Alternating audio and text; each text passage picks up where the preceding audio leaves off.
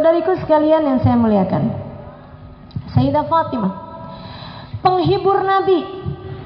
Karenanya kalau kamu ingin hatimu bersih, maka kamu harus dekat dengan pemilik hati yang paling bersih, baginda Nabi Muhammad SAW. Kamu harus mencintai dan dicinta oleh Nabi Muhammad SAW. Kalau kamu dicinta Nabi, hatimu jadi bersih. Kalau kamu dicinta Nabi, akhlakmu jadi baik. Dan kalau kamu ingin dicinta oleh Nabi Muhammad, inilah salah satu pintu besarnya, yaitu melewati putrinya Fatimah Zahra radhiyallahu taala anha wa ardaha. Gimana cara deketin Sayyidah Fatimah? Yang pertama, saudariku sekalian, pelajari sejarahnya. Sebab tak kenal maka tak sayang. Cari tahu tentang Sayyidah Fatimah. Sayyidah Fatimah tuh orangnya kayak gimana? Pelajari sejarahnya. Sayyidah Fatimah itu dapat julukan Al-Batul. Apa artinya? Al-Mutabattilah fil ibadah. Perempuan yang ibadahnya tidak pernah putus-putus. Kenapa tidak pernah putus? Beliau diriwayatkan bahkan tidak datang haid dan nifas. Ini fakta sejarah, saudariku sekalian. Kabarnya Sayyidah Fatimah datang haid sekali, hanya datang sehari semalam saja, penanda baligh beliau. Selebihnya setiap bulannya tidak pernah datang haid macam kita ini, sehingga ibadahnya dapat berketerusan. Pun beliau setiap kali sesudah melahirkan putra putrinya, ada 5 putra putrinya, Hasan, Husain, Muhsin, kemudian yang perempuan Zainab dan Ummu Kalthum. Keempat putra putri beliau, 2 laki-laki 2 perempuan, mencapai usia dewasa. Akan tetapi putranya yang bernama Muhsin meninggal dunia di usia kecil. Beliau melahirkan putra putrinya, akan tetapi tiap kali melahirkan darah nifasnya langsung terputus. Bersama bayi keluar, habis itu selesai. Bahkan pernah beliau melahirkan sesudah sholat maghrib. Ketika datang waktunya sholat isya, beliau sudah bersih sehingga mengerjakan sholat isya sesuai dengan waktunya. Awal datang isya, beliau sudah bersih dari nifasnya. Radhiyallahu ta'ala anha wa ardaha. Sayyidah Fatimah juga punya julukan Az-Zahra. Kita sering dengar Fatimatul Zahra. Apa artinya Az-Zahra? Yang semerbak wangi bebungaan. Nah ini kalau maulid nih dipasang-pasang bunga, biar harum maksudnya. Kan begitu? Walaupun saya lihat bunganya udah pada rontok gitu ya. Saudariku sekalian, kenapa rebutan bunga? Karena wangi. Kalau nggak wangi ngapain diperebutkan?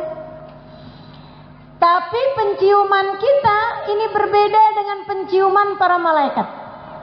Kita kalau nyium yang wangi bunga, yang wangi parfum, yang wangi sabun mandi, yang wangi, itu wangian bagi kita.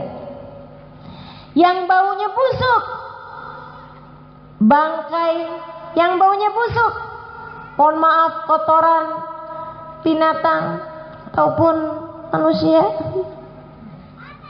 baunya busuk. Saudara sekalian yang saya muliakan, malaikat langit juga ternyata mencium, tapi beda penciumannya. Malaikat langit mencium aroma ibadah. Malaikat langit mencium aroma ketaatan. Bukan hanya malaikat langit, maksud saya malaikat langit adalah malaikat yang berasal dari langit. Sebab semua malaikat markasnya di langit. Walaupun dia ada di bumi, akan tetapi malaikat punya penciuman yang seperti itu. Mereka mencium wangi taat dan mencium busuknya maksiat. Karenanya Allah cerita bahwa kalau kita habis ngomongin orang, itu seperti kita habis makan bangkai manusia, kata Allah. Pernah tahu bau bangkai manusia kayak apa? Saya pernah tahu. Waktu saya lewat di hutan Baluran satu hari pagi-pagi, saya buka jendelanya mobil. Saya bilang, nih udaranya enak nih, biar saya bisa cium aroma asli, udara asli gitu. Teman-teman saya sekarang, gak lama kemudian ada bau busuknya. Innalillahi wa inna ilaihi rajiun. Saya gak pernah cium bau lebih busuk daripada itu. Buru-buru kita tutup kaca-kacanya semua. Wah, hampir muntah saya saat tersebut dari busuknya bau yang tercium dari luar tersebut. Suami saya tanya, tahu nggak itu bau busuknya apa? Oh ya ibu-ibu, biar gini-gini saya punya suami.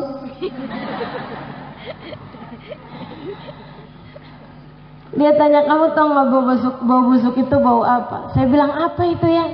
Itu bau bangkainya manusia, bau bangkai orang. Mungkin ada orang gila di hutan situ meninggal dunia, nggak ada yang ngurusin, gitu ya. Nggak tahuan di mana baunya sampai seperti itu. Ya Allah, Allah cerita kita kalau habis membicarakan aib orang kayak habis makan bangkainya itu loh, bangkai manusia, busuknya. Fala yaghtab ba'dukum ba'dha ayuhibbu ahadukum an ya'kula lahma akhihi maitan fakarihtumu. Janganlah seseorang di antara kalian membicarakan aib orang lain itu sama seperti makan bangkai daging saudara kalian sendiri. Gitu katanya Allah SWT dalam Al-Quran. Cuman alhamdulillahnya orang lain gak ada yang nyium. Betul gak? Saya gak pernah, wih bau bener sih mulut kamu, habis ngomongin orang ya. Gak pernah ya. Bau bangkai mulut kamu nih, pasti habis ngomongin orang. Gak pernah kita. Kenapa? Sebab penciuman manusia tidak sama dengan penciuman malaikat. Kalau kita bohong, itu bau mulutnya baunya busuk sekali sampai membuat malaikat berlari menjauh 1 mil dari busuknya bau mulut yang keluar dari mulut kita. Demikian penyaksian dari Nabi besar Muhammad sallallahu alaihi wasallam dalam hadis sahihnya, idza kadzibal mu'min tanahha minhul malakan min natni ma yakhruju min fi. Apabila seseorang berbohong, malaikat raqib atid, apatah lagi malaikat rahmat. Kalau malaikat rahmat sudah pada kabur semua, tapi malaikat raqib atid mencatat amal perbuatanmu sejauh 1 mil jaraknya darimu karena bau busuk yang keluar dari mulutmu. Malaikat mencium busuknya maksiat sebagaimana malaikat mencium aroma taat. Semasa hidupnya Sayyidah Fatimah, yang paling menghibur bagi para malaikat adalah aroma wewangian ketaatan Sayyidah Fatimah. Sampai tiap kali Fatimah lagi ruku, lagi sujud, lagi ibadah, dan sering para malaikat di atas langit sana, innaha raihatuz Zahra. Ini adalah wangiannya Sayyidah Fatimahuz Zahra. Ini adalah wangian semerbak ibadahnya Sayyidah Fatimah. Karena itu malaikat Jibril cerita itu kepada Nabi Muhammad. Nabi memberitahukan itu kepada Sayyidah Fatimah. Sejak itu kita sebagai umat seringkali memanggil Sayyidah Fatimah dengan panggilan Fatimahuz Zahra. Aroma taat tercium dari diri Sayyidah Fatimah membuat saya jadi bertanya-tanya, ini malaikat selama ini cium dari saya bau apa ya? Harum taat atau busuknya maksiat? Mana yang terbanyak di antaranya?